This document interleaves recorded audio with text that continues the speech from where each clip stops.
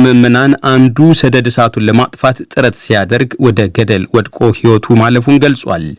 ከመጋቢት 1 ቀን 2014 ዓ.ም ጀምሮ ሲነድ የነበረውን 1000 ሄክታር ገደማ ደናማ የዝቋላ ተራራን ለመታደግ የጸጥታ ኃይላትና የመንግስት ሰራተኞች ጥረት ሲያደርጉ መቆየታቸውም ተናግሯል።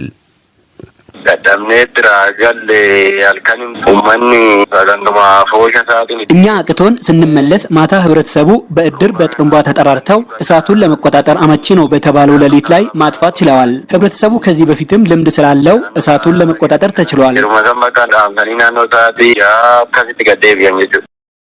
በወረዳ ደረጃ እሳቱን ለመቆጣጠር አቅም እንዳልነበራቸው የገለጹት ኃላፊው ለበላይ አካል ቢያሳውቁም አፋጣኝ ምላሽ ባለማግኘታቸው ግን እሳቱ ለቀናት መስፋፋቱን አብራርቷል። እሳቱ የተነሳው ዶዶቲ ከሚባል የደኑ ጠረፍ አካባቢ መሆኑ ተገልጧል። መንስኤው በውል አልታወቀም። በሰደድ እሳቱ በርካታ አገር በቀል እጽዋትና የዱር እንስሳት መጎዳታቸውንም አቶ ገመዳ አመልክቷል። እሳቱ በተራራው አናት ላይ ከሚገኘው የዝቋላ አቦ ቤተክርስቲያን አካባቢ እንዲሁም ከማህበረሰቡ መኖሪያ ቤቶች ሩቅ በመሆኑ ጉዳት አለመድረሱን ዘጋቢያችን ስዩም ጌቱ ከአዲስ አበባ ያደረሰ መረጃ ያመለክታል። የዝቋላ ደናማ ተራራ 13700 ሄክታር ገደማ ስፋት እንዳለው ይነገራል። ጅማ ከተማ ውስጥ ትናንት ሌሊት በደረሰ ብርቱ የእሳት አደጋ ቢያንስ 45 ሚሊዮን ብር የሚገመት ንብረት መውደሙ ተዘገበ። እኩለ ሌሊት 6 ሰዓት ተኩል ላይ በከተማው ቢሺሼ በሚባል የገበያ አካባቢ በደረሰ የእሳት አደጋ በርካታ የልብስና ሸቀጣሸቀጥ ሱቆች ወድመዋል። የከተማዋ ነዋሪዎች ከጸጥታ አካላት ጋር በመረባረብ የእሳት አደጋውን ዛሬ ጠዋት መቆጣጠር መቻላቸውም ተገልጧል።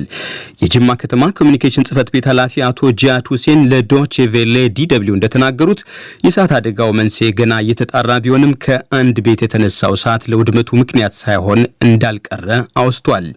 በአደጋውም 25 ቤቶች የወደሙ ሲሆን እሳቱ ያደረሰው ጥፋት ከ45 እስከ 50 ሚሊዮን ብር ይገመታልም ተብሏል። 25 ቤቶች በዚህ እሳት አደጋ ወድመዋል። በተሰበሰበ ኢንፎርሜሽን የተበላሸውና የወደመው ሀብት ከ45 ሚሊዮን እስከ 50 ሚሊዮን ብር የሚገመት እንደሆነ ከተማው ፖሊስ የተገኘ መረጃ ይገልጻል። የእሳት አደጋው ሲነሳ ቤት ውስጥ የነበሩ ሰዎችን ማስወጣት በመቻሉ ከንብረት ውጪ የሰው ሕይወት ላይ ሊደርስ የነበረውን አደጋ ማስቀረት መቻሉንም ስዩም ጌቱ ከአዲስ አበባ የላከልን ዘገባ ይጠቁማል። ይህ ከቦን ከተማ የራይን ወንዝ አቅራቢያ የሚያሰራጨው የዶቼ ቬለ ዲደብሊው ሬዲዮ ዜና ነው። የተባበሩት መንግስታት ድርጅት ደቡብ ሱዳን ውስጥ የሚገኙ 19000 የሰላም አስከባሪ ወታደሮችን ቆይታ ለአንድ ዓመት አራዘመ። የተባበሩት መንግስታት ድርጅት የደቡብ ሱዳን ተልእኮ ወታደሮች ቆይታ ለአንድ ዓመት መራዘሙ ትናንት ይፋ ሲደረግ የአገሪቱ ተፋላሚ ኃይላት ውጊያቸውን በአስቸኳይ አቁመው ወደ ፖለቲካዊ ውይይት እንዲያመሩ ማሳሰቢያ ተላልፏል። የተባበሩት መንግስታት ድርጅት ሰላም አስከባሪ ኃይል ደቡብ ሱዳን ውስጥ እንዲቆይ የተወሰነው በ13 ድጋፍ ያለምንም ተቃውሞ ነው። ሩሲያና ቻይና ሰብአዊ መብቶች ላይ አለቅጥ ትኩረት በማድረግ ሚዛናዊ ያልሆነ እርምጃ እየተወሰደ ነው በሚል ድምፀ ተአቅቦ አድርጓል። ከተደጋጋሚ መራዘም በኋላ ትናንት ሊካሄድ ቀጠሮ ተይዞለት የነበረው የሶማሊያ የታችኛው ምክር ቤት ምርጫ ዳግም ተራዘመ። ከአንድ ዓመት በላይ በተደጋጋሚ የተራዘመው ምርጫ በሶማሊያ ፖለቲካዊ ውዝግብ አስከትሎ ቆይቷል። ምርጫው ከ2 ሳምንት በኋላ እንደሚደረግ የሶማሊያ ምርጫ ኮሚቴ ይፋ ያደረገው ትናንት ምሽት መሆኑም ተዘግቧል። እስከ ትናንት ቀነ ገደብ ድረስ ከሶማሊያ 5 ግዛቶች ውስጥ ተወካዮቻቸውን መርጠው ይፋ ማድረግ የቻሉት የሶስቱ ግዛቶች ብቻ መሆናቸው የአገሪቱ ምርጫ ባለስልጣናት አስታውቋል። የሰሜን አትላንቲክ ጦር ቃል ኪዳን ድርጅት በእንግሊዝኛ ምህጻሩ ኔቶ መከላከያ ሚኒስትሮች ቤልጂየም ብራስልስ ውስጥ ዛሬ ልዩ ስብሰባ ጠርተው መከሩ። የሩሲያ የዩክሬን ወረራና በምስራቃዊ የአውሮፓ ክፍል በቀጣናው የሚያሳድረው ተጽዕኖ የውይይቱ አብይ አጀንዳ ነበር ተብሏል። በልዩ ስብሰባው ላይ የዩናይትድ ስቴትስ መከላከያ ሚኒስትር ሊዮድ አውስቲንን ጨምሮ የኔቶ አባል ሀገራት 30 መከላከያ ሚኒስትሮች መሳተፋቸው ተገልጧል። የኔቶ ዋና ጸሐፊ የንስ ስቶልቴንበርግ ኔቶ በምስራቅ አውሮፓ ለመጠናከሩ ምክንያት ያሉትን እንዲህ ተናግሯል። ኔቶ ቀውሱ ከዩክሬን አልፎ እንዳይባባስ የማረጋገጥ ኃላፊነት አለበት። ለዚያም ነው በምስራቁ የጥምረቱ አባላቶቻችን በኩል ይዞታችንን ያጠናክር ነው። የዩናይትድ ስቴትስ መከላከያ ሚኒስትር ሊዮድ አውስቲን በበኩላቸው ለዩክሬን ድጋፋቸውን ገልጠው ሩሲያን አውግዘዋል። እዚህ መኖራችን ዩክሬንን በመደገፉ ረገድ አሁንም በጋራ ስለመቆማችን ለዓለም መልእክት ያስተላልፋል ብለን እናስባለን። ሩሲያ ማንም ሳይነካትና ኢፍትሐዊ በሆነ መልኩ ዩክሬንን መውረሯንም እናወግዛለን። ዩናይትድ ስቴትስ አውሮፓ ውስጥ 100,000 ወታደሮች እንዳላት ሲነገር ከነዚያ ውስጥ 40,000 በኔቶ በቀጥታ የሚታዘዙ ናቸው። ይህ በእንዲህ እንዳለ የዩናይትድ ስቴትስ ፕሬዝዳንት ጆ ባይደን ለዩክሬን ደህንነት ድጋፍ የሚውል ያሉትን የ$800 ሚሊዮን ድጋፍ ዛሬ ይፋ አድርጓል። የሩሲያ ጦር በበኩሉ ዩክሬን ዋና ከተማ ኪየቭ አቅራቢያ በሚገኙ መንደሮች ዛሬ ውጊያውን ማጠናከሩ ተገልጧል። በሩሲያና አውሮፓ መካከል የተፈጠረው መቃቃር ተባብሶ በቀጠለበት በአሁኑ ወቅት ሩሲያ በአውሮፓ ህብረት ምክር ቤት ያላትን የታዛቢነት ሚና ማቋረጧን ይፋ አድርጋለች። የሩሲያ ውጭ ጉዳይ ሚኒስትር ሰርጌይ ላቭሮቭ አገራቸው ከምክር ቤቱ ለመውጣቷ ይፋዊ ደብዳቤ ማስገባታቸው ተገልጧል። የአውሮፓ ምክር ቤት ሩሲያ ዩክሬንን በመውረሯ ላለፉት 2 ሳምንታት ከአባልነት አግዷት ነበር። ሩሲያ ከአባልነቷ መውጣቷን ያሳወቀችው ምክር ቤቱ በጉዳዩ ላይ መክሮ ውሳኔ ማሳለፍ አይቀርም በሚል ነው ተብሏል። የአውሮፓ ምክር ቤት በ47ቱ የህብረቱ አባል ሀገራት ውስጥ የሰብአዊ መብቶችን መከበር ይከታተላል። ሩሲያ በአውሮፓ ምክር ቤት መገለል ይደርስብኛል ስትል በተደጋጋሚ ቅሬታ ማሰማቷም ተዘግቧል። ሩሲያ የዩክሬን ወረራዋን በአስቸኳይ እንድታቆም የዓለም አቀፍ የፍትህ ፍርድ ቤት በእንግሊዝኛ ምጻሩ ICJ ከጥቂት ደቂቃዎች በፊት ውሳኔ አስተላለፈ። ዋና መስሪያ ቤቱን ኔዘርላንድ ዘሄግ ያደረገው የተባበሩት መንግስታት ድርጅት ጥያቄ ገዢ ቢሆንም ሩሲያ ለጥያቄው ተገዢ መሆኗ ግን እጅግ አጠራጣሪ ነው። ፍርድ ቤቱ ሩሲያ ዩክሬን ውስጥ የምትጠቀመው ኃይል እጅግ ያሳስበኛል ብሏል። ሩሲያ የዘር ማጥፋትን ለማስቆም ነው በሚል የፈጸመችብኝ ወረራ ዓለም አቀፍ ሕግን የሚጥስ ነው ስትል ለዓለም አቀፍ ፍርድ ቤቱ አቤቱታ ያቀረበችው ዩክሬን ናት። ሩሲያ ዓለም አቀፍ የፍትህ ፍርድ ቤቱ ዛሬ ያካሄደውን የክስ መስማት ሂደት ከ2 ሳምንት በፊት ውድቅ ማድረጓን አሳውቃለች። ሂደቱም በሌለችበት ነበር የተካሄደው። ሩሲያ በሂደቱ ባለመሳተፏ ማዘኑን ፍርድ ቤቱ ዛሬ ገልጧል። ከተባበሩት መንግስታት ድርጅት የዘር ማጥፋት ከሚመለከተው ድንጋጌ ውጪ በዩክሬን ቀረበ ያለችውን ጥያቄ ዓለም አቀፍ ፍርድ ቤቱ የመመልከት ስልጣን የለውም ስትልም ሩሲያ ሂደቱን ውድቅ አድርጋለች። በዛሬው አጠር ያለ የፍርድ ሂደቱ የፍርድ ቤቱ ምክትል ፕሬዝዳንት ሩሲያዊው ዳኛና ሌላኛው ቻይናዊው ዳኛ ተቃውሞ ሲያሰሙ በ13 ድጋፍ ውሳኔው ተላልፏል። ይህ ዶቼ ቬሌ ሬዲዮ ነው።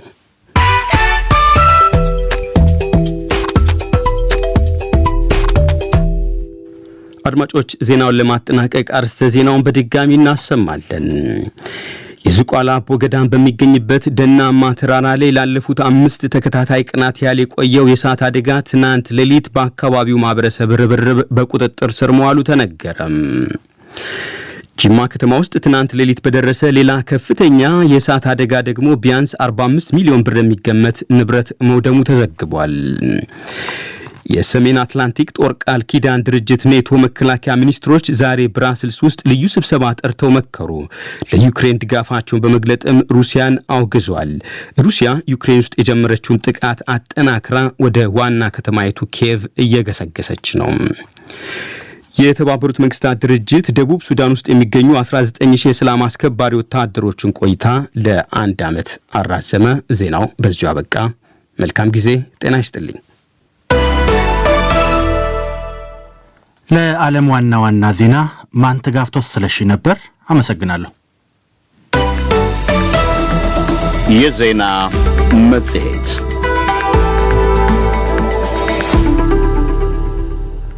አራት ርዕሰ ጉዳዮችን የሚያስተናግደው የዕለቱ የዜና መጽሔት ዝግጅታችን ተጀምሯል። ወደ ቀዳሚው ርዕሳችን እንሻገራለን።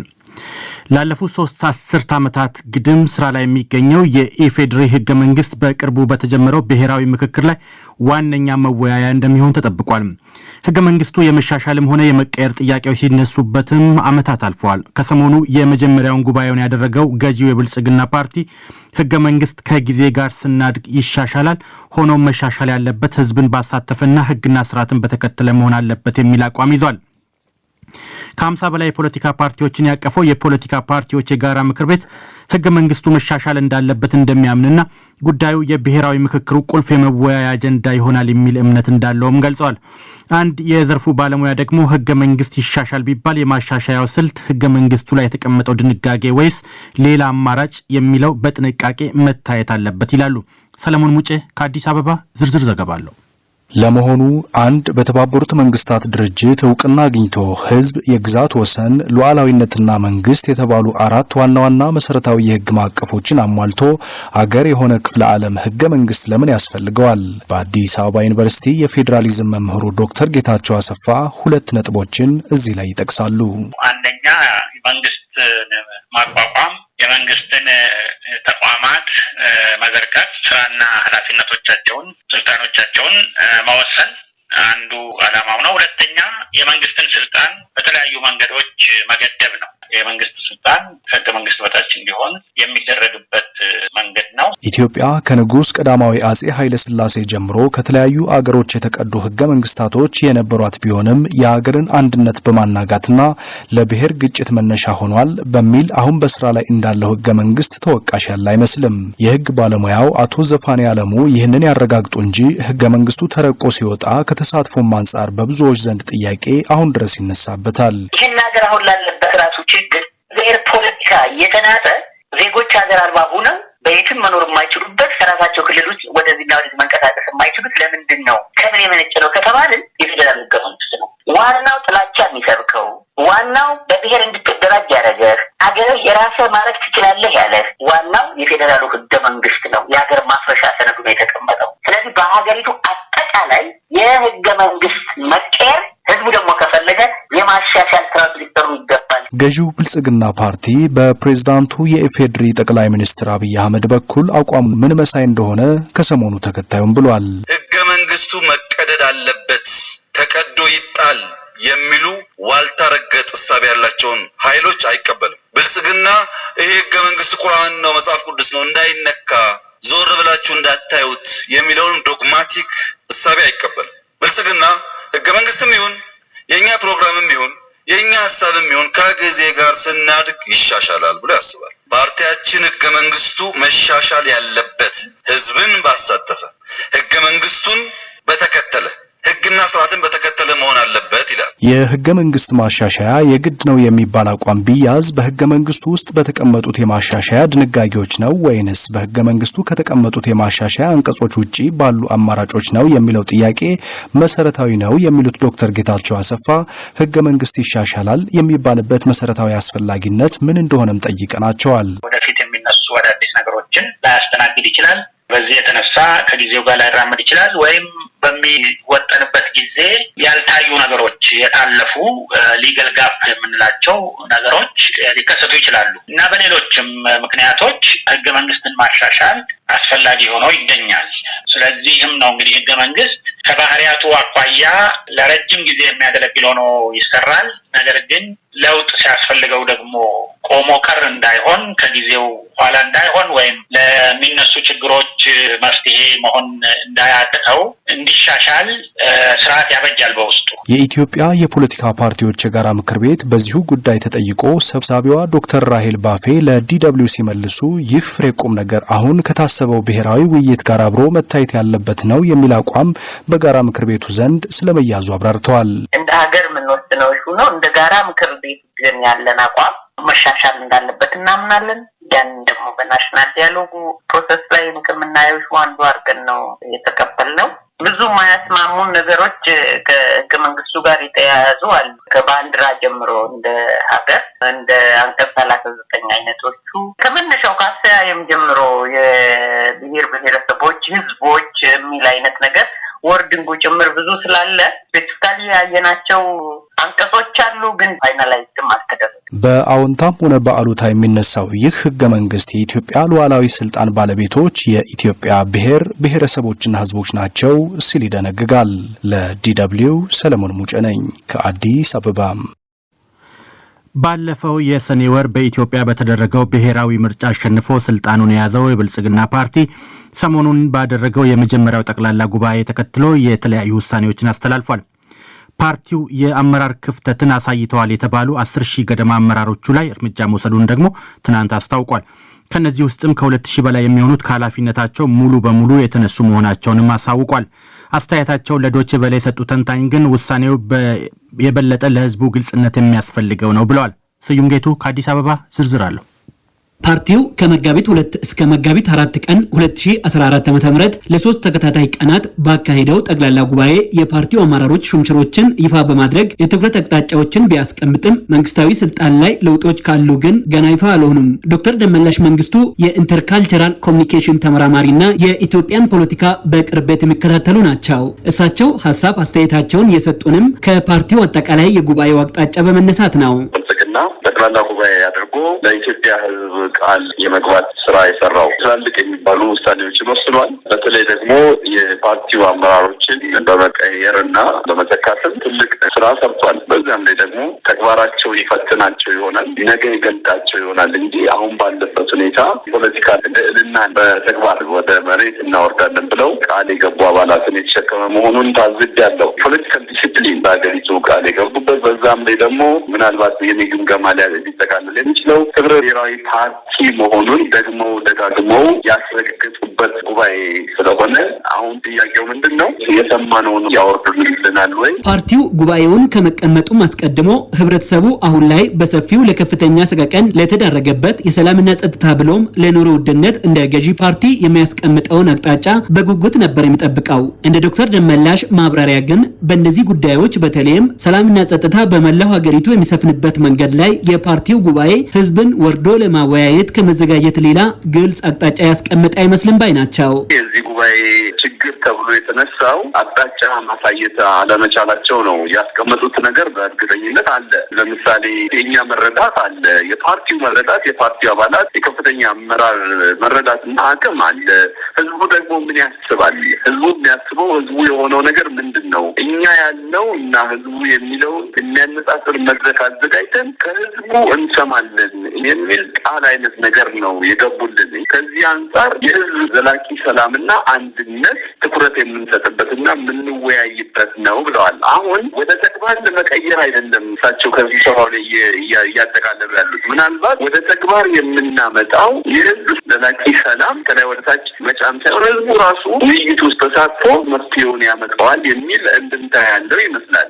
ይሄ መፍትሄ በዚህ በኩል እንወጣዋለን አላሉም። እውነት ለመናገር ግን ከንግግራቸው የምንረዳው አውርደን ወርደን ሄደን ተወያይተን መፍትሄውን አብረን እናመጣና ነገ ተነገ ወዲያ ደግሞ መፍትሄውን ሪቫይዝ የሚያደርግ ስብሰባ እናደርጋለን ነው። ፓርቲው በቅድመ ጉባኤ ግምገማው ላይ 2574 አመራሮች ከኃላፊነት እንዲነሱ መደረጉንና በ10658 አመራሮች ላይ የተለያዩ ደረጃ ያለው እርምጃ መውሰዱንም ትናንት ይፋ አድርጓል። የሙያ ስነ ምግባር፣ የአገልግሎት ስብዕናና የስራ ውጤታማነት የመገምገሚያ መስፈርቶቹ እንደነበሩም ተመላክቷል። ከዚህ ጋር አያይዘን እርምጃ ተወስዶባቸዋል የተባሉ አመራሮች የተጠያቂነት ደረጃና ለህዝብ ይፋ የሚሆንበት አግባብ ላይ የፓርቲውን ባለስልጣናት ተጨማሪ ማብራሪያ ለመጠየቅ ተደጋጋሚ ጥያቄ ብናቀርብም ለጊዜው ምላሽ አላገኘንም። ጥያቄውን ያቀረብንላቸው ዶክተር ደመላሽ መንግስቱ ግን በጣም ኮንስትራክቲቭ ጥያቄ ነው የጠየቀው። የተለመደ መንገድ የተሄደ ነው የሚመስለኝ። እዚህ ጋር ትንሽ ሪዘርቬሽን አለኝ መንግስት ባደረገው ነገር። አንደኛ ከዚህ በፊት እንደተለመደው ጥብቅ ግምገማ እያለ በኢህአዴግ ዘመን ጆሮአችን እስኪጠላ ድረስ የሚለፈለፍብንን ነገር ነው የደገሙብን። አሁን 2000 አመራሮችን ሲያባረር በምን መስፈርት አባረረ? የኢትዮጵያ ህዝብ ሊያውቀው ይገባል። እነዚህን አመራሮች እኮ በአንድ ወቅት መርጧቸዋል የኢትዮጵያ ህዝብ። በምን ህግ ቀጣቸው? ከዛ ተባረው የት ነው የሄዱት? አንድ ወረዳ ሲባረር ሌላ ወረዳ ነው የሚሾም የነበረው ከዚህ በፊት በነበሩት የፖለቲካ ስልጣን ሽኩቻዎች ማለት ነው። ሌብነት ውስጥ የገቡ ከሆነ የመምራት አቅም አጥተው ከሆነ በምን መስፈርት እንደተባረሩ ብናውቅ ግልጽነት ነው ለኛ ጥሩ ነው፣ ለህዝቡ መልካም ነበር። የፖለቲካ ፓርቲና የመንግስት አመራሮች ለሚዲያ ቅርብ በመሆን ትችትና ምክሮችን ለመቀበልም ዝግጁ መሆን እንዳለባቸው ምክር ሀሳብ ቀርቧል። ለዶይቼ ቬለ ዘገባ ስዩም ጌቱ ነኝ ከአዲስ አበባ። በኬንያ የተለያዩ እስር ቤቶች የሚገኙ ዜጎችን ወደ አገር ቤት መመለስ መጀመሩን መንግስት አስታወቀ። ትናንት በመጀመሪያው ዙር በኬንያ ሞያሌ በኩል ወደ አገር ቤት የገቡ 98 የደቡብ ክልል ተወላጅ ፍልሰተኞችን ከቤተሰቦቻቸው ማቀላቀሉን ደግሞ የክልሉ መንግስት ገልጿል። ስደተኞችን የመመለሱ ተግባር የተጀመረው የኢትዮጵያና የኬንያ መንግስታት በእስር በሚገኙ ኢትዮጵያውያን ዙሪያ በቅርቡ የደረሱትን ስምምነት ተከትሎ ነው። ከዓመታት እስር በኋላ ወደ አገር በመመለሳቸው እድለኛ መሆናቸውን ለዶይቼ ቬለ የገለጹት ተመላሾቹ አሁንም በብዙ ሺዎች የሚቆጠሩ ኢትዮጵያውያን በየእስር ቤቱ በተጎሳቆለ ሁኔታ ውስጥ እንደሚገኙ ተናግረዋል። ሸዋንግዛው ወጋየሁ ከሐዋሳ ዝርዝር ዘገባ አለው። የደቡብ ክልል ሰራተኛና ማህበራዊ ጉዳይ ቢሮ የስራ ኃላፊዎች እንዳሉት ትናንት ወደ አገር ቤት የገቡት 98 ከፍልሰት ተመላሾች በኬንያ የተለያዩ እስር ቤቶች ለዓመታት ታስረው የቆዩ ናቸው። በክልሉ የሀዲያና ከምባታ ጠምባሮ ዞኖች ነዋሪ የሆኑት እነኚሁ ተመላሾች ወደ አገር ቤት የተመለሱት የኢትዮጵያና የኬንያ መንግስታት በኢትዮጵያን ፍልሰተኞች ዙሪያ በቅርቡ ባደረጉት ዲፕሎማሲያዊ ስምምነት መሰረት ነው ተብሏል። የደቡብ ክልል መንግስት ተመላሾቹን በመቀበልና የመጓጓዣና ተያያዥ ወጪዎችን በመሸፈን ከቤተሰቦቻቸው እንዲቀላቀሉ ማድረጉን ነው በቢሮው የስራ ስምሪት ማስፋፊያ አገልግሎት ዳይሬክቶሬት ዳይሬክተር አቶ ታሪኩ በዛብህ ለዶይቼ ቬለ ዲደብሊው የገለጹት። በዚህ በአይኦምና በሰራተኛና ማህበራዊ ጉዳይ ኦሮሚያ ጋር በመተባበር እንዲመጡ ያደረግናቸው ወደ 98 ናቸው። 98ቱም ወደ የቀያቸው የትራንስፖርት አገልግሎት ቀለብና ትራንስፖርት አገልግሎት ሰጥተን ማደሪያ መዚያ ዋሳሳደን ከመንግስታዊ ካልሆኑ ድርጅት ጋር በመተባበር ወደ አካባቢያቸው እንዲደርሱ አድርገናል። ከስደት ተመላሾቹ ከ18 እስከ 25 ዓመት የዕድሜ ክልል ውስጥ የሚገኙ ወጣቶች መሆናቸውን የጠቀሱት አቶ ታሪኩም ክልሉም በቀጣይ ለተመላሾቹ ድጋፎችን ያደርጋል ብለዋል። በእኛ በኩል ያው በመጀመሪያ ዙር የሚደረገው የስነ ልቦና ምክር አገልግሎት ትራንስፖርት ከቤተሰቦቻቸው ማድረስ ቀለብ የሚበሉት ማዘጋጀትና ማደሪያቸው እስኪደርሱ ድረስ በመንግስታዊ ካልሆኑ ድርጅቶች ጋር በመተባበር ትስስር በመፍጠር ነው። ያው ከዚህ በኋላ እንደ ማንኛውም ዜጋ ወደ ራሳቸው ወደ ነበሩበት ሁኔታ ከተመለሱ በኋላ ኢኮኖሚያዊ ድጋፎች እንደ ማንኛውም ዜጋ ከስራ ዕድል ፈጠራ ጋር በመቀናኘት የክህሎት ስልጠናዎች ቴክኒክና ሙያ ጋር በመቀናጀት ለመስጠት መረጃቸው ለሚመለከተው አካል አስተላልፈናል። ከስደት ተመላሾቹ መካከል የሀዲያ ዞን ነዋሪ የሆኑት ማርቆስ ቡታና ያሲር ረመዳን ከዓመታት እስር በኋላ ወደ አገራቸው በመመለሳቸው ደስተኛ መሆናቸውን በመጥቀስ የደረሰባቸውን ችግር እንዲገልጸዋል። ሄዶ መዝግቦ ምግብ አብልቶ ሁሉም ነገር አድርጎ መኪና መድቦ ፖሊስ መድቦ ነው ይዞ መጣ እኛን ማለት ነው። በማምጣቴ ደስተኛ ነኝ። ለምሳሌ ስራ ባላገኝም እዚህ መጥቼ ቢቀመጡ ማለት ነው። እንኪ በቃማ ኢትዮጵያ ከገባን በኋላ ነው በቃ የደረሰልኝ።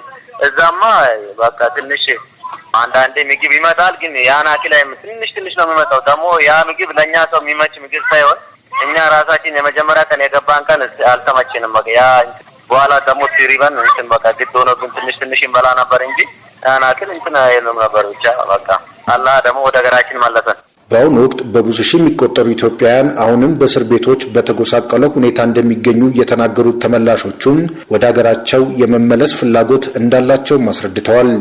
ሁሉም እስር ቤት ነው ያለው የተያዙ ልጆች ማለት ነው። ከተያዙ በኋላ ምግብ አይሰጡም። ጠዋት አንዴ ከሰጡ ወይም በሁለት ቀን በአንድ ቀን ነው የሚሰጡት። ውሃ የለም። ስለዚህ በትግል ላይ ነው ያሉት እነሱ ማለት ነው። ለማምጣት ይፈልጋሉ። መንገድ የለም። ዱሬዎች አይሰጡም። ፖሊስ ራሱ ይዞ ዝር ይፈልጋሉ። እነሱም አሁን እሱ ቤት ያሉ ልጆች ሁላቸውም አሁን ሌላ ነገር እንትን አይሉም። ብቻ ወደ ሀገራችን ደግሞ እኛ ራሳችን ደግሞ እኛ ሀገራችን መጀመሪያ ሳይሆን እኛ ከወጣን ካየን በኋላ ነው እንትናን ያወቅን እንጂ መጀመሪያ አያውቅም። ግን አሁን ሁሉም የለመነ ያለ ፈጣሪን ወደ ሀገሬን ያለ ነው። በቀጣይ የኢትዮጵያና የኬንያ መንግስታት በደረሱት ስምምነት መሰረት ተጨማሪ ተመላሾች ወደ አገር ቤት ይገባሉ ተብሎ እንደሚጠበቅ የደቡብ ክልል ሰራተኛና ማህበራዊ ጉዳይ ቢሮ የስራ ስምሪት ማስፋፊያ አገልግሎት ዳይሬክቶሬት ዳይሬክተር አቶ ታሪኩ በዛብህ ገልጸዋል። ተመላሾቹን በተቀናጀ ሁኔታ በመቀበል ወደ መደበኛ ህይወታቸው ለመመለስ በክልል ደረጃ ግብረ ኃይል ተቋቁሞ የቅድመ ዝግጅት ስራዎች መደረጉንም ተናግረዋል። በደቡብ ክልል የሚገኙ ወጣቶች የተሻለ ኑሮ ፍለጋ ወደ ደቡብ አፍሪካ ለመግባት በሚያደርጉት ሙከራም በኬንያና ታንዛኒያ ለሞት ለስርና ለእንግልት እንደሚዳረጉ ይታወቃል። ለዶይቼ ቬለ ዲደብሊው ዘገባ ሸዋንግዛ ወጋየው ሐዋሳም።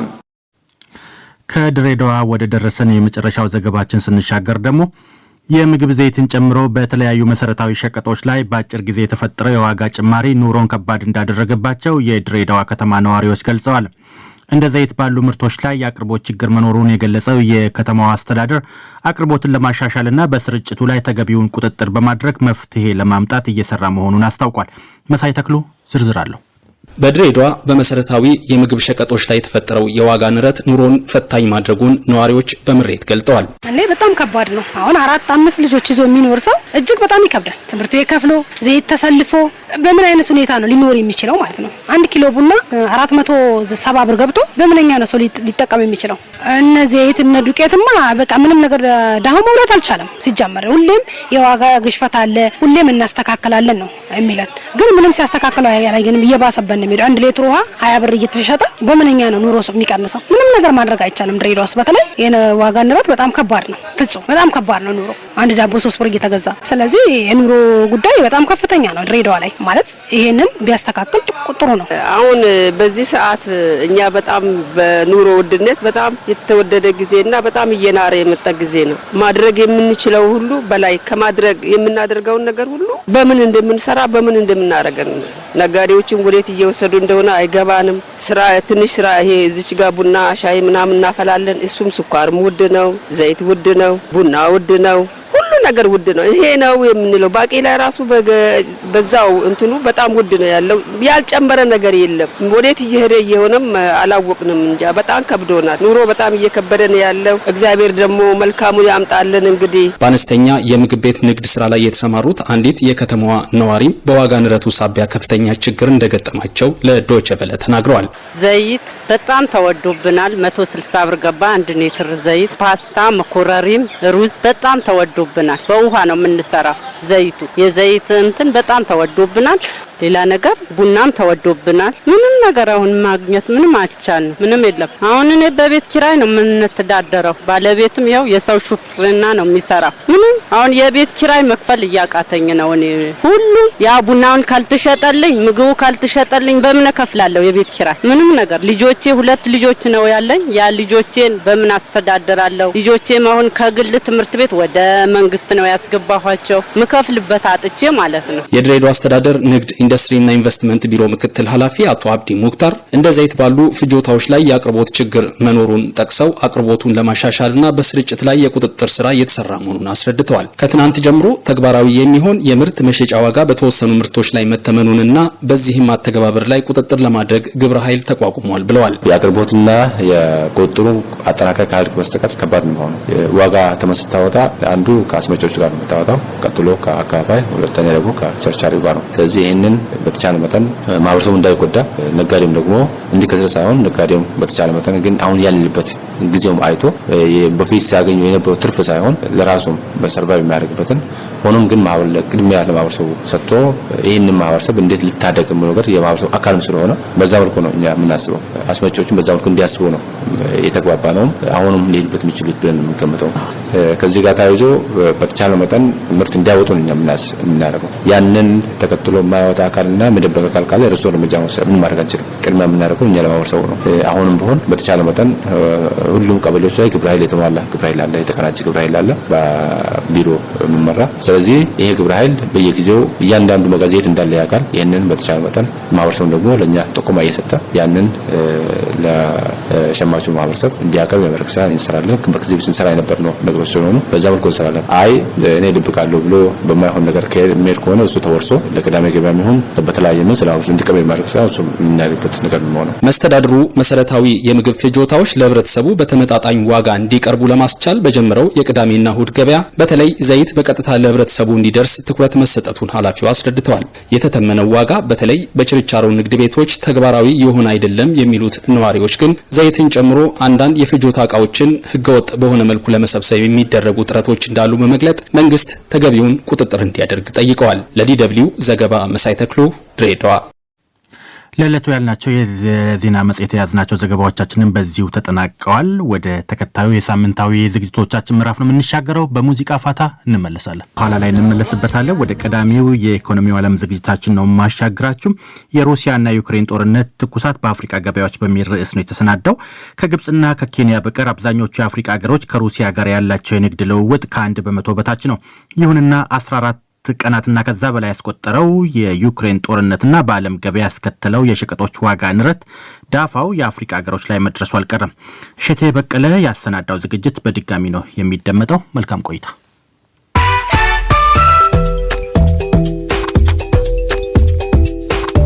ኢኮኖሚው አለ። ባለፈው ሳምንት ወደ ፖላንድ አቅንተው የዩክሬን ስደተኞችን ያነጋገሩት የዓለም የምግብ መርሃ ግብር ወይም WFP ዋና ዳይሬክተር ዴቪድ ቤስሌይ ሩሲያ የጀመረችው ጦርነት በዓለም የሸቀጥ ገበያ ያስከተለው ጫና አስክቷቸዋል። የዓለም የምግብ መርሃ ግብር ኢትዮጵያን ጨምሮ አለመረጋጋት ለበረታባቸው ስደትና መፈናቀል ላይ የለባቸው ሀገራት ከሚያቀርበው እርዳታ ግማሹን ከዩክሬን ይሸምት እንደነበር የገለጹት ዋና ዳይሬክተሩ ጦርነቱ ለተጨማሪ ወጪ ተቋማቸውን እንደዳረገ አስረድተዋል። ጦርነቱ ያስከተለው መፈናቀል የዩክሬን የውስጥ ቀውስ ብቻ አይደለም። ቀውሱ በምግብ ሸቀጦች የአቅርቦት ሰንሰለትና ዋጋ ላይ ተጽዕኖ ያሳድራል። ከዚህ ቀውስ በፊት ከሚያስፈልገን ስንዴ 50 በመቶውን የምንገዛው ከዩክሬን ነበረ። ይህ የዳቦ ቅርጫት ዓለምን እንድንመግብ ረድቶናል። የመን፣ ኢትዮጵያ፣ ሶሪያ ብዙ መዘርዘር እችላለሁ። አሁን በዚህ ቀውስ ምክንያት የተከተለው የዋጋ ጭማሪ በወር ከ60 እስከ 75 ሚሊዮን ዶላር ተጨማሪ ያስወጣናል። በዚህ ምክንያት ምግብ የሚያገኙ ሰዎች ቁጥር ይቀንሳል፣ የሚራቡት ይጨምራል ማለት ነው። ኢትዮጵያን ጨምሮ አብዛኞቹ የአፍሪካ አገሮች ከሩሲያ ጋር ያላቸው የንግድ ግንኙነት ከ1 በመቶ ያነሰ ነው። ግብጽና ኬንያ በአንጻሩ ከሩሲያ ያላቸው የንግድ ልውውጥ መጠን ወደ 2 በመቶ ገደማ ይጠጋል። ኢትዮጵያ ውጊያው ከሚካሄድበት ዩክሬን ያላት ርቀትም ሆነ ውስን የንግድ ልውውጧ ግን ከተጽዕኖ እንደማያድናት ኦክስፎርድ ኢኮኖሚክስ በተባለው ተቋም ተንታኝ የሆኑት ካሊ ዴቪስ ለዶይቼ ቬለ ተናግረዋል።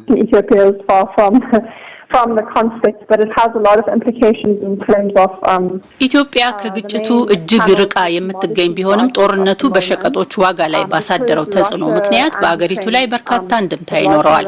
ሩሲያ የተወሰኑ ሸቀጦች ለዓለም ገበያ ከሚያቀርቡ ዋነኛ አገሮች አንዷ ናት። የንግድ ልውውጥ መረበሽና በሩሲያ ላይ የሚጣሉ ማዕቀቦች የእነዚህን ሸቀጦች አቅርቦት ያስተጓጉላሉ። ኢትዮጵያ ከውጭ በምታስገባው ስንዴ ላይ በኃይል ጥገኛ በመሆኗ ተጽዕኖ ይደርስባታል። ምክንያቱም ሩሲያና ዩክሬን በጥምረት ስንዴን ጨምሮ የጥራጥሬ ምርቶችን በከፍተኛ ደረጃ ለዓለም ገበያ የሚያቀርቡ አገሮች ናቸው። ስለዚህ ኢትዮጵያና በርካታ የአፍሪካ አገሮች በአቅርቦት እጥረት፣ የጥራጥሬና የስንዴ ዋጋ መጨመር የመሳሰሉ ተጽዕኖዎች ይደርሱባቸዋል። ምንም እንኳ ኢትዮጵያ የጥራጥሬ ምርቶችን በሙሉ ከሩሲያና ከዩክሬን ባታስገባም በጦርነቱ ምክንያት በዓለም አቀፍ ገበያ የተፈጠረው እጥረት በበርካታ የአፍሪካ አገሮች ተጽዕኖ ይኖረዋል። በዓለም ገበያ ከሚቀርበው ስንዴ 30 በመቶ በዩክሬንና በሩሲያ ማሳዎች የሚመረት እንደሆነ የዓለም የምግብ መርሃ ግብር መረጃ ይጠቁማል። በዓለም ገበያ ከሚሸጠው በቆሎ 20 በመቶ፣ ከሱፍ አበባ ዘይት 80 በመቶ ዛሬ በዩክሬን ምድር ጦርነት ከገጠሙት ሁለቱ አገሮች የሚቀርብ ነው። ይሁንና የዩክሬን ገበሬዎች የእርሻ ማሳቸውን ጥለው ከሩሲያ ወታደሮች ውጊያ ለመግጠም አሊያም ለደህንነታቸው ለመሸሽ ተገደዋል። ስንዴና በቆሎ የሚጫነባቸው ወደቦችም ተዘግተዋል። ሩሲያ በአንጻሩ ከዓለም ገበያ የሚያገል ብርቱ ማዕቀቦች ሰለባ ሆናለች። የቻይና አፍሪካ አማካሪ ተቋም መስራችና ዳይሬክተር አቶ አሌክሳንደር ደምሴ በዩክሬን ጦርነት ሳቢያ ስንዴና ነዳጅን በመሰሉ ሸቀጦች ላይ በዓለም አቀፍ ገበያ የታየው የዋጋ ንረት ኢትዮጵያን በመሰሉ የአፍሪካ አገራት እስከ አብዮት ሊዘልቅ የሚችል ተጽዕኖ እንደሚያሳድር ይናገራሉ። የስንዴ ምርት በዓለም አቀፍ ትልቁ ኤክስፖርተሮች ዩክሬንና ራሻ ነበሩ እና አሁን ያ የኤክስፖርት ምርት ወደ አፍሪካን ሀገሮች በከባድ መንገድ ነው ሊገባ የሚችለው። ዋጋው በጣም ተጋኗል፣ ከሚገባው በላይ ከፍ ብሏል። ባለፈው ሳምንት ውስጥ እንዳየነው ከሆነ ይሄ ኮሞዲቲ ሾክ የሚል ነገር ተፈጥሯል በዚህ ጦርነት ምክንያት ማለት ነው። አሁን የዘይትን ዋጋን ስናይ ራሱ ያው ወደ $140 በአንድ በርሜል ደርሶ ነበር አይደለ? አሁን ትንሽ ወረድ ብሏል። ቢሆንም ይሄ ትልቁ ኢምፓክት እነዚህ ሁለቱ ምርቶች ናቸው ብዬ ገምታለሁ።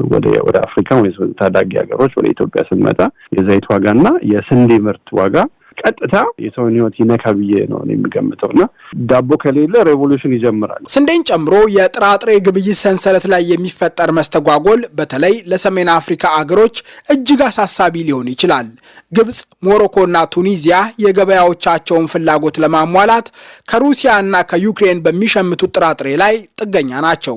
ግብጽ ከዓለም ገበያ ከምትሸምተው ጥራጥሬ 60 በመቶ ከሩሲያና ከዩክሬን የሚገዛ ነው። ይህ በቱኒዚያ 46 በመቶ፣ በመቶ፣ በሞሮኮ ደግሞ 17 በመቶ ይደርሳል። የኢኮኖሚ ተንታኟ ካሊ ዴቪስ ከዚህ ቀደም የዳቦ ድጎማ ጉዳይ በግብጽ እንደዚሁም በቅርቡ የነዳጅ ዋጋ ማሻቀብ በሞሮኮ ያስከተላቸው መዘዞች እየጠቀሱ መጪው ጊዜ ለሰሜን አፍሪካ አገሮች ፈታኝ ሊሆን እንደሚችል ያስረዳሉ።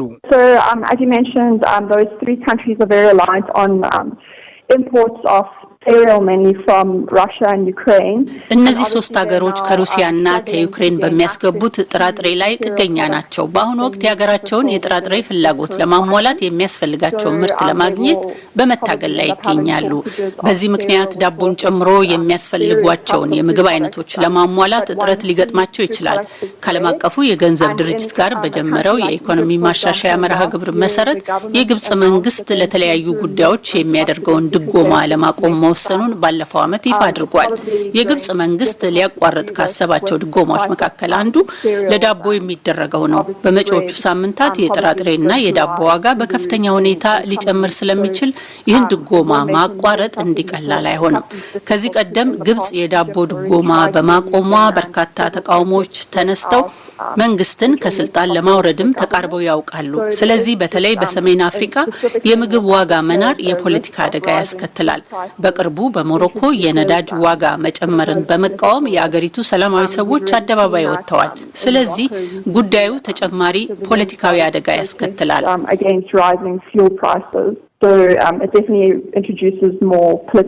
ለተወሰኑ የአፍሪካ አገሮች የዩክሬን ጦርነትና በሩሲያ ላይ የተጣሉ ማዕቀቦች መልካም ዕድል ማቅረባቸው አይቀርም። ነዳጅና ጋዝ አምራች የሆኑ እንደ አንጎላ፣ አልጄሪያ፣ ሊቢያና ግብጽ ያሉ አገሮች በዓለም ገበያ የታየው የዋጋ ንረት ተጠቃሚ ሊያደርጋቸው እንደሚችል ኦክስፎርድ ኢኮኖሚክስ በጉዳዩ ላይ ያዘጋጀው ትንታኔ ያሳያል። በትንታኔው መሰረት ፖላዲየም፣ ወርቅና ዳይመንድ የመሳሰሉ ማዕድናት ዋጋ ሲጨምር እንደ ደቡብ አፍሪካ፣ ቦትስዋና፣ ዚምባብዌ፣ ታንዛኒያና ጋና ያሉ አገራት ሊጠቀሙ ይችላሉ። በአይረን፣ ብረትና አልሙኒየም ዋጋ ማሻቀብ ደግሞ ሞዛምቢክ፣ ደቡብ አፍሪካና ናሚቢያ የተሻለ ገበያ ሊኖራቸው ይችላል። ይህ የሚወሰነው ግን ሰነዱ እንደሚለው አገራቱ የተከፈተውን የገበያ ጉድለት በቅጡ መጠቀም ከቻሉ ብቻ ነው። ሩሲያ ከአውሮፓ ህብረትና ሌሎች እንደ ህብረቱ ማዕቀብ ከጣሉ አገሮች ጋር ያላት ግንኙነት ሲገታ ለአፍሪካ ላኪዎች ሁነኛ ዕድል ሊፈጠር ይችላል። ይሁንና ሩሲያ ከተቀረው የዓለም ክፍል የነበራት የመጓጓዣ ግንኙነት የገጠመው መሰናክልና የተወሰኑ ባንኮቿ ስዊፍት ከተባለው ዓለም አቀፍ የክፍያ ስርዓት ውጭ መሆናቸው መልሶ እንቅፋት መፍጠሩ እንደማይቀር የኦክስፎርድ ኢኮኖሚክስ ተንታኞች ያስረዳሉ። ከውጭ በሚያስገቡት ምርት ላይ ጥገኛ የሆኑ ሀገሮች አሁን ባለው የገበያ ሁኔታ ከሩሲያና ዩክሬን የሚሸምቱትን ለመተካት ስለሚቸገሩ የምግብ ዋጋ መረጋጋት ላይ ተጽዕኖ ሊደርስባቸው ይችላል። ከዚህ በተጨማሪ የኑሮ ውድነት ስለሚፈጠር ፖለቲካዊ አደጋም ያስከትላል። ምን ይፈጠራል የሚለው ስለማይታወቅና ሩሲያ በቅርቡ በተወሰኑ ሸቀጦች የገቢና ወጪ ግብይት ላይ ማዕቀብ እንደምትጥል ይፋ በማድረጓ ለተወሰኑ ሀገሮች ሌላው ስብስብ ሁኔታ ተፈጥሯል። የትኞቹን ሀገሮችና የሸቀጦች ግብይት እንደሚያግዱ አናውቅም። ይህ ደግሞ ወደፊት ሩሲያ ከአፍሪካና ከአውሮፓ ጋር የሚኖራትን ግንኙነት መልክ ይወስናል። ስለዚህ ምን እየመጣ እንደሆነ አናውቅም። ነገር ግን በእርግጠኝነት ለአንዳንድ ሀገሮች በመንግስት ወጪ ላይ አንዳች አንድምታ ይኖረዋል። በወጪ ንግድ ላይ ጥገኛ የሆኑ የተወሰኑ ሀገሮች በአንጻሩ ተጠቃሚ ይሆናሉ። ሩሲያ ከምዕራባውያኑ ስትቃቃር የተፈጠረውን የገበያ ዕድል የመጠቀሙ ጉዳይ ግን የአፍሪካ መሪዎች በሚይዙት ዲፕሎማሲያዊ አቋም ይወሰናል። ከአውሮፓና ከአሜሪካ የጠበቀ የንግድ ልውውጥ ያላቸው የአፍሪካ ሀገራት በማዕቀብ መደራረብ ለመንገዳገድ ከተገደደው የሩሲያ ኢኮኖሚ ይልቅ ቀድሞም የነበረ ጥቅማቸውን ማስጠበቅን ሊመርጡ እንደሚችሉ ባለሙያዎች ያምናሉ። ባለፉት ዓመታት ከሞስኮ ግንኙነታቸውን ያጠበቁ የተወሰኑ የአፍሪካ ሀገሮችን ቢሆኑ ከሩሲያ የሚያደርጉት የንግድ ልውውጥ በጥንቃቄ የተሞላ ሊሆን ይችላል። አቶ አሌክሳንደር እንደ ኢትዮጵያ ያሉ ሀገሮች ከውጪ በሚሸምቷቸውና ዋጋቸው በዓለም አቀፍ ገበያ በሚወሰን ሸቀጦች ላይ ካላቸው ጥገኝነት መላቀቅ እንደሚያሻቸው ያስረዳሉ። በምዕራባውያኑና በሩሲያ መካከል በበረታው ትንቅንቅ ወደ አንዱ ማዳላትም ዘላቂ ጠቀሜታ ላይኖረው ይችላል። ራሳችንን ችለን መራመድ መቻል አለብን። ስፔሲፊካሊ ወደ ምግብ ስንገባ የኢትዮጵያ ምሳሌ የስንዴ ኢምፖርቱ ከበፊቱ ይልቅ አሁን ትንሽ እየቀነሰ ነው። ይሄ ራሱ አንድ ጥሩ ምልክት ነው ብዬ ነው የማየው። ዋናው ራሳችንን መቻል ስንጀምር እንደዚህ አይነት በዓለም አቀፍ የገበያ ዋጋ የሚወሰኑ ምርቶች ላይ እንደ ስንዴ አይነቶች ምርቶች ላይ ብዙ እንዳንቸገር ያደርገናል ብዬ ገምታለሁ። ከዛ አልፎ ግን በግድ ለአንድ ጎን ብቻ መደገፍ ብዙ ያስኬደናል ብዬ አልገምትም። አንድ ነገር ግን ኒውትራል የሆነ ፖዚሽን መያዝ ብንችል ይመረጣል ባይልኝ። የራሳችንን መንገድ ብንፈጥር ያው ራሻና ምዕራባውያኖች ሲፈጥጡ ሶስተኛ መንገድም ነበር ኖን አላይድ የሚባሉ ምንም ሳይወግኑ የሚራመዱ ሀገሮች ነበሩና እንደዛ አንድ ሀገር መሆን እንችላለን። ዋናው ግን አንድ ጎን መምረጥ ሳይሆን ለኔ እንደሚታየኝ የማልቲ ፓርትነርሺፕ መስራት መቻል አለበት። ማልቲ ፓርትነርሺፕ መስራት ስንችል ከቻይና ጋር መስራት እንችላለን፣ ከምዕራባውያኖች ጋር መስራት እንችላለን፣ ከቱርክ ጋር መስራት እንችላለን። ለኛ ለራሳችን እድገት የሚጠቅሙንን ሀገሮችን ይዘን መራመድ እንችላለን የሚል አስተሳሰብ ነው ያለኝ እና አሁን ይሄ የራሽያና የዩክሬን ጦርነት ይዞ የመጣው አንዱ ትልቁ ለውጥ ብዙ ሀገሮች እንደዚህ አይነት ጥያቄ ውስጥ እንዲገቡ አድርጓቸዋል። ኦኬ የቱ ጋር ነው አሁን የኛ ፖዚሽን የሚል ጥያቄ ውስጥ ገብተዋል። እንደዚህ አይነት ጥያቄ ውስጥ እንገባ ደግሞ ምን አይነት ስትራቴጂ ምን አይነት የእድገት ስትራቴጂ ይዤ ለመሄድ ሞክራለሁ የሚል ደግሞ ሌላ ጥያቄ የሚነሳል አይደል? እኔ እንደማየው ከሆነ ባለፉት አመታቶች ውስጥ 3-4 አመታቶች ውስጥ እየተፈጠሩ ያሉ ኢትዮጵያ ውስጥ ያሉ የሚፈጠሩት እንቅስቃሴዎች እንደዛ አይነት ምልክትም ቀድሞ ይዘው ይመጡ ነበር ለማለት ፈልጌ ነው። አድማጮች፣ የዛሬው መሰናዶ ተጠናቀቀ። እሸቴ በቀለ ነኝ። ጤና ይስጥልኝ። ተከታዩ የሳይንስና ቴክኖሎጂ ዝግጅታችን ነው። ምርትን በእጥፍ የሚጨምሩ አዳዲሶቹን የጤፍ ዝርያዎች ነው የሚያስተዋውቀው። የኢትዮጵያ ግብርና ምርምር ኢንስቲትዩት በደብረ ዘይት የእርሻ ምርምር ተቋም ኢኤምኤስ የተሰኘ ንጥረ ቅመም በመጠቀም 4 አዳዲስ ምርጥ የጤፍ ዝርያዎች ማዳቀሉን ከሰሞኑ ይፋ አድርጓል። ዝርያዎቹ ቶሎ የሚደርሱ በረሃማነትን የሚቋቋሙና በሄክታር እስከ 35 ኩንታል ምርት የሚሰጡ ናቸው ተብሏል። ፀሐይ ጫኔ ዝርያዎቹን በምርምር ያገኙትን የእጽዋት ተመራማሪ ባለሙያ አነጋግራ የዛሬውን የሳይንስና ቴክኖሎጂ ዝግጅት እንደሚከተለው አሰናድታለች። ሳይንስና ቴክኖሎጂ በኢትዮጵያ 70 ሚሊዮን በሚደርሱ ሰዎች ዘንድ በምግብነት የሚዘወተረው ጤፍ በሌሎች ሀገራት የተለመደ ባለመሆኑ ከሌሎች ሰብሎች ጋር ሲነጻጸር ብዙ ሳይንሳዊ ጥናት ያልተደረገበት መሆኑን መረጃዎች ያሳያሉ። በዚህ ሰብል ላይ በሀገር ውስጥ የሚደረጉ ምርምሮችን የሚያግዝ ወይም ኃላፊነት ወስዶ ምርምር የሚያደርግ የውጭ ሀገር ተቋምም ብዙ የለም። በስዊዘርላንድ ቤርን ዩኒቨርሲቲ የእጽዋት ተመራማሪ የሆኑት ፕሮፌሰር ዘሪሁን ታደለ ይህንን ክፍተት ለመሙላት ላለፉት 15 ዓመታት በሚያስተምሩበት ቤርን ዩኒቨርሲቲ በጤፍ ላይ ምርምር ሲያደርጉ ቆይተዋል። በሰብል ምርቶች ላይ ከ30 ዓመታት በላይ በርካታ ምርምሮችን የሰሩት እኚህ አንጋፋ ተመራማሪ በጤፍ ላይ የሚደረገውን ጥናት የሚያካሂዱት ከኢትዮጵያ የግብርና ምርምር ኢንስቲትዩት የደብረ ዘይት የእርሻ ምርምር ተቋም ጋር በጋራ ሲሆን ያተኮረውም ዋና ዋና በሚባሉ የጤፍ ችግሮች ላይ ነው።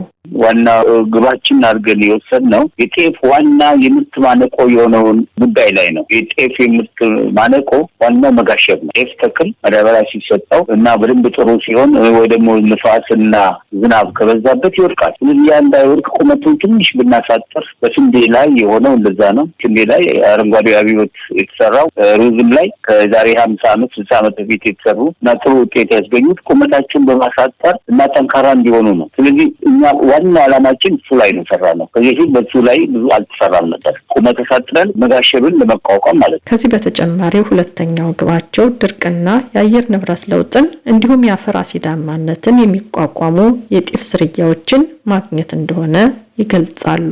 ሌላው በአሁኑ ጊዜ እንደምታዩት የአየር ንብረት ለውጥ ብዙ ቦታ አለ። የአየር ንብረት ለውጡን ደግሞ ለመክታትም ባንችል እኛ በአቅማችን ያን የሚቋቋሙ ዝርያዎች ማውጣት። ለምሳሌ ሙቀቱ ሊጨምር ይችላል፣ ድርቀት ይኖራል። ይሄ ደግሞ በትክክልም ታይቷል በሀገራችን፣ እዚህ በአውሮፓ አሁን እየታየ ነው። ስለዚህ አንዱ ታርጌታችን ደግሞ ድርቅን የሚቋቋሙ ዝርያዎች ማውጣት ማለት ነው። ሌላው በምዕራባዊ ኢትዮጵያ አካባቢ በጣም ከፍ ያለ ዝናብ የሚዘንብባቸው አካባቢዎች አሲድ ሶይል ችግር አለ። አፈሩ አሲዳማ ይሆናል እና ወደታች ሰርገው ስለሚገቡ በተክሉ ስር አካባቢ ያለው አሉሚኒየም የሚባል እና አሲዳማ አፈርን የሚፈጥር ንጥረ ነገር ነው ያለው። ስለዚህ ተክሎች መቋቋም አይችሉም፣ ስለዚህ ይሞታሉ። ያንን ተቋቁመው የሚኖሩ ተክሎችን ጤፍ ዝርያዎችን ማውጣት ነው። ስለዚህ በተለያዩ አቅጣጫዎች እና ዓላማ አድርገን ነው የምንሰራው ማለት ነው። በዚህ ሁኔታ ኤምኤስ የተባለውን የንጥረ ቅመም ውህድ በመጠቀም ከላይ የተጠቀሱትን ችግሮች የሚፈቱ 4 ምርጥ የጤፍ ዝርያዎች ማግኘት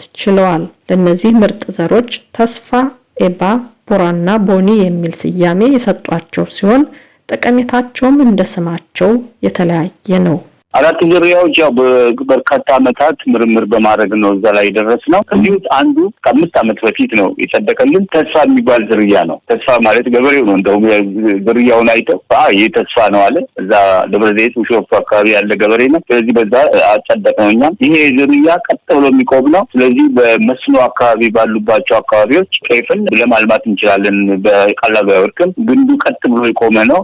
ስለዚህ አንዱን ተክል ስለማይገፋ የተለየ ባህሪ ያለው ነው ማለት ነው። ሁለተኛው ከዛሬ 3 ዓመት ነው ያወጣነው 2019 በፈረንጆቹ 2 ዝርያዎች ነው በአንድ ጊዜ የተለቀቁልን ኤባና ቦራ የሚባሉ። ኤባ አንድ በጤፍ ላይ በረጅም ጊዜ ምርምር ያካሄደና ጤፍ ማኑዋል መጽሐፍ የጻፈልን ታደሰ ኤባ የሚባል ሰውዬ በመጽሐፍ ያሳተመልን ሰውዬ ስለሆነ በሱ ነው የሰየምነው ኤባ ብለን። ኤባ በኦሮምኛ ምርቃት ማለትም ነው። ስለዚህ ኤባ ነው። አንዱ ቦራ ደግሞ የዝርያው የወጣበት አካባቢ በጣም በጥሩ ሁኔታ የጸድቆ የሰራው ቦራ የሚባል ወረዳ ዓለም ጤና ያለበት ወረዳ ቦራ ነው የሚባለው እና ስለዚህ እዛ አካባቢ ጥሩ ተስፋ የሰጠ ስለሆነ ቦራ ብለነዋል። በቅርቡ ደግሞ የወጣልን ቦኒ ያልነው እሱ ደግሞ አሁን የወጣበት አካባቢ ላይ ትኩረት አድርገን እና የኛ ተመራማሪዎች ናቸው ይህን ስም የሰጡት እና እሱም በጣም ድርቅን ይቋቋማል። ሁለቱ ቦራና ቦኒ በጣም ድርቅን ይቋቋማሉ። እንደ ፕሮፌሰር ዘሪሁን በሀገር ውስጥ እስካሁን በተደረጉ ምርምሮች የጤፍን ምርታማነት በሄክታር እስከ 18 ኩንታል ማድረስ የተቻለ ሲሆን አዳዲሶቹ ዝርያዎች ግን በ2 ወር ተኩል ውስጥ ቶሎ የሚደርሱና በሄክታር እስከ 35 ኩንታል ምርት መስጠት የሚችሉ መሆናቸው በማሳ ላይ ሙከራ ተረጋግጧል። ከዚህ በተጨማሪ በምርምር የተገኙት ዝርያዎች 30 ሴንቲሜትር ቁመት ከነበራቸው ነባሮቹ ዝርያዎች ባነሰ ከ20 እስከ 25 ሴንቲሜትር የሚረዝሙና ወፈር ያለ አገዳ ያላቸው በመሆኑ በቀላሉ በነፋስ የሚወድቁና የሚጋሽቡ አይደሉም። ይህንን ውጤት ለማምጣት የተጠቀሙበት ዘዴ ሚውቴሽን ብሪዲንግ የተባለ የተክሎችን ዘረመል በተወሰነ ደረጃ በመቀየር ላይ ያተኮረ ሲሆን ተመራማሪው እንደሚሉት የተለያዩ የኒውክሌር ጨረሮችን በመጠቀም ዘረመልን መለወጥና የሚፈለገውን ውጤት ማምጣት ላለፉት 70 ዓመታት በአውሮፓና በእስያ ሲሰራበት ቆይቷል። ይህ ቴክኖሎጂ በስንዴ በገብስ ሩዝንና አኩሪ አተርን በመሳሰሉ ከ3000 በላይ ዝርያዎች ጥቅም ላይ ውሏል፣ ውጤትም አምጥቷል። ያም ሆኖ እሳቸው በኒውክሌር ጨረር የጤፍን ዘረመል ከመቀየር ይልቅ ኢኤምኤስ የተባለውን ንጥረ ቅመም መጠቀም መርጠዋል። ለዚህም ምክንያት አላቸው።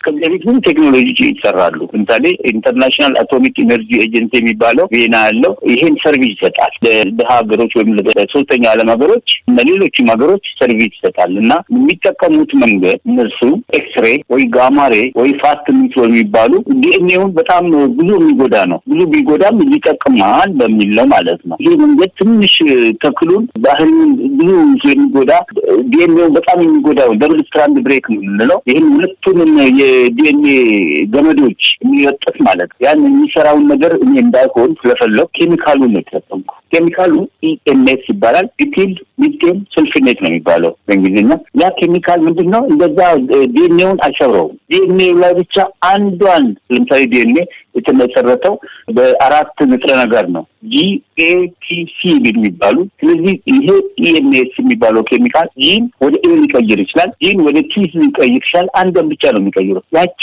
አንዷ ፊደል ብቻ በመቀየሯ የተክሉ ጸባይ ይቀየራል። ቁመቱ ረጅም ከሆነ አጭር ሊሆን ይችላል። በጀርጂቶ የሚያፈራ ከሆነ ቶሎ ሊያፈራ ይችላል። ስለዚህ እኔ ያቺ ብቻ እንድትቀየር ነው ያደረኩት ኬሚካሉ። ምክንያቱም ያለው ባህሪ እነዛ ኤክስሬ እና ጋማሬ መጠቀሙን ስላልመረጥኩ ማለት ነው። ተመራማሪው ሮቦትን ጨምሮ ሌሎች አጋዥ ቴክኖሎጂዎችን ለዚህ ምርምር ተጠቅመዋል። መሰረታዊ የሆነውን ሳይንሳዊ ምርምር ስራ የሚሰሩት በተሻለ ቴክኖሎጂ ስዊዘርላንድ ቤርን ዩኒቨርሲቲ ባለ ቤተ ሙከራ ሲሆን የማዳቀሉና የማሳ ላይ ሙከራ ስራዎቹ የተካሄዱት ግን ኢትዮጵያ ውስጥ ከሌሎች ባለሙያዎች ጋር በጋራ በመሆን ነው።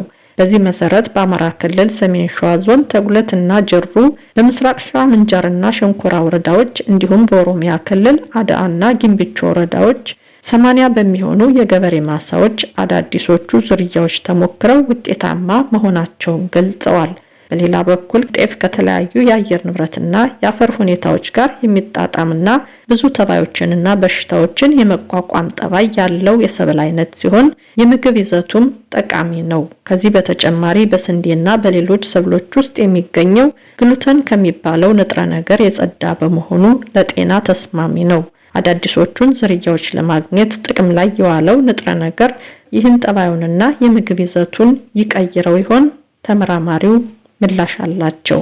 በምግብ ላይ ለውጥ አመጣው የሚለው ሁሌ እንፈትሻለን። እኔ እንዳልኩ አሁን ቅድም የምጠቀመው ኢሚቴሽን ብሪዲንጉ በጣም ትንሽ ነገር ነው የሚያመጣው። ለውጡ በጣም ጠንካራ አይደለም ማለት ነው። ምናልባት ያን የበለጠ ለውጥ እንዳመጣ ሁሌ ከተክሎች ጋር እናዳቅላለን ከሌላው ጋር ያንን የተደረገውን ሚውቴሽን ወይም ደግሞ ለውጥ ብዙ እንዳይሆን በማዳቀል እናወጣዋለን ማለት ነው። በማዳቀል አውጥተን ከዛ መጨረሻ ያቺ የምንፈልጋት ጠባይ ብቻ ለውጥ እንዲያመጣ ነው ማለት ነው። እና ሌላው ደግሞ ዝርያ ልናወጣ አካባቢ ካወጣን በኋላ ሁሌ በምግብ ሳይንስ የሚባል ግሩፕ አለ። እነሱ ያጠናሉ የዝርያዎችን እንዴት ነው በአበላል ላይ የሚያመጣው ለውጥ አለ ወይ ጣዕሙ ምን የሚለውን የነሱ ስራ ድርሻ ነው ማለት ነው። እና ብዙ ጊዜ እነዚህም ከምርምሩ ጋር አብረው ተካተው አሉ። መረጃዎች እንደሚያሳዩት ጤፍ በኢትዮጵያ ከሚመረቱ ጠቅላላ ሰብሎች ውስጥ 27 በመቶውን ይይዛል። ከ3 ሚሊዮን ሄክታር በላይ በሆነ መሬት የሚበቅል ሲሆን 5 ሚሊዮን የሚጠጉ ገበሬዎችም ያመርቱታል።